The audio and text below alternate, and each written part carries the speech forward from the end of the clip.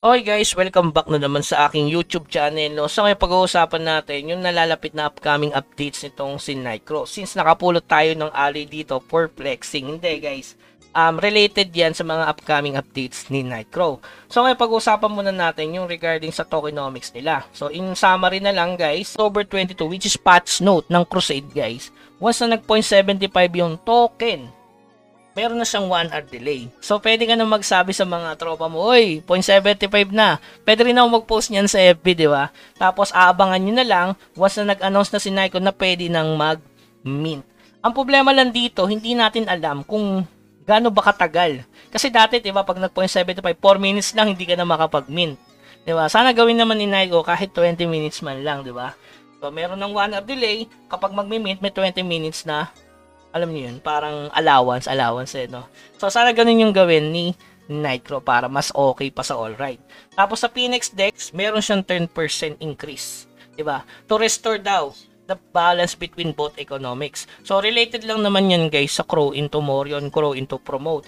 Hindi naman related yan yung Crow into Wemix. Kasi sa Phoenix Dex lang naman, pag dumadaan ka dyan, may additional fee siya. Okay? So, sa October 22 na rin guys, magagamit yung ating Wemix Play sa pagbili dun sa Crow Shop. Kaya sa mga hindi pa nakakapag-migrate ng wallet, i-migrate nyo na guys. Kasi nga, mawawala na yung una wallet, Wemix wallet, at syempre itong Play wallet sa December. Nakalagay naman yung pagbukas nyo ng app, diba? Nakalagay doon, termination sa December 2024.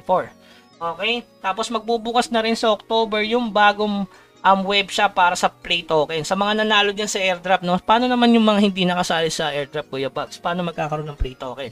Okay, mag-alala guys. Yung regarding kasi sa Play token, once na nagtitrade ka sa kanilang platform, makakuha ka ng rewards as Play token. So, malalaman natin yan ngayong October. Okay? So, i-content ko naman yan. Huwag kayong mag-alala. Tapos, ito yung sinasabi ko nga sa inyo, guys, yung addition of new utility token sa November. So, gaya na sabi ko nga sa inyo, baka ito yung alloy.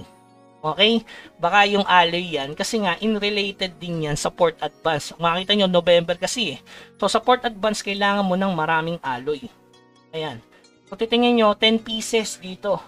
So 50 pieces tapos hindi pa yan sure na 100% na makakrap. So possible na pwede rin tong unknown purple item na to na nakukuha sa mga boss para maging token. Kasi 10 pieces ang kailangan nito. Oh. So ganun din, 50. So possible ito yung bagong token. Hindi pwede kasi itong buong material, yun yung token, di ba?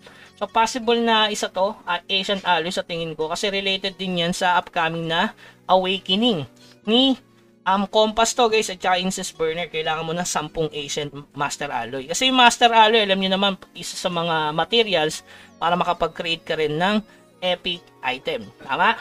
So, ayan, sa tingin ko, guys, regarding sa materials ng Port Advance, sobrang pricing niya. Unang-una, hindi kasi siya 100% success rate. Kaya talagang mapaparami. So, ito yung mga tataas dyan. Hyoscille, yan pa yung Papyrus, Morion, di ba? So, unless ito yung gawin nilang token, yung mismong material na, yung Gold Material 1, Gold Material 2. So, hindi natin malalaman. Pero sa tingin ko, pwedeng Ancient Master Alloy kasi nagdadrop to sa monster eh. Tapos ito naman, unknown purple item, baka ito rin yung possible na maging utility token nila. So, ayan.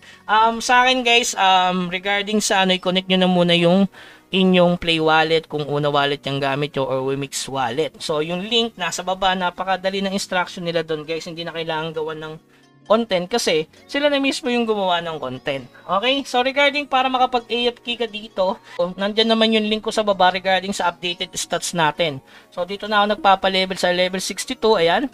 So, nakuha natin yung Ancient Alloy. Tingnan natin kung magkano. Sasating nga. Yan. Medyo mahal lang sa pots, no? Importante dito kasi, guys, yung makapag-AFK ka.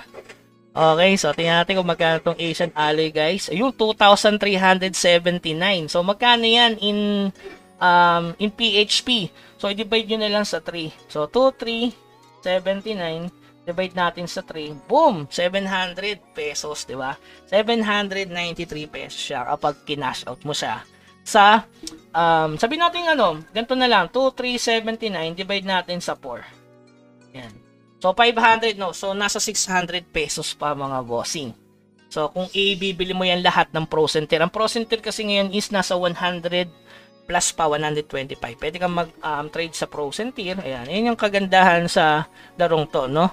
So, pwede kang mag-AFK sa high level para makapulot nito. Okay, regarding sa build ko, nandiyan yung link sa baba. So, yun lamang guys. Keep grinding. Hanggang sa muli. Paalam.